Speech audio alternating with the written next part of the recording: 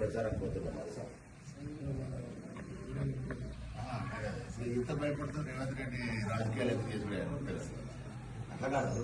ముఖ్యమంత్రి ఆయన ఇట్లా టీవీ చూసుకుంటే రాజకీయాలు చేసుకోవాలి.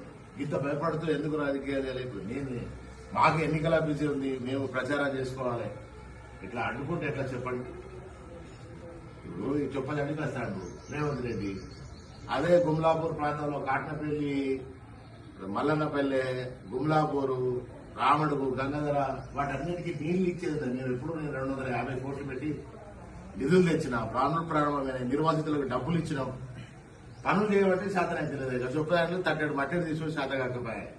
ఈ నారాయణపూర్ రిజర్వాయర్ పూర్తిగా 2 ఏళ్లలో మా నిర్వాసితులకు డబ్బులు ఇవ్వకపోయారు. పనులు ఇంకా జరుగుతలేవా? ఒక ముఖ్యమంత్రి వచ్చినప్పుడు ఈ ప్రాంత ప్రజలు ఏదో ఒకటి ఆశిస్తారు కదా. మరి నన్ను అడ్డుకున్నాడు కాదు. నేను ఎలక్షన్ ప్రచారం పోతున్నాను, నన్ను అడ్డుకోకూడదు. నాలుగు గంటలకు 5 గంటలకు ఉంటుంది కదా. ఆయన సభ ఎన్ని గంటలకు ఉంటుంది? మళ్ళీ గంట సేపు నేను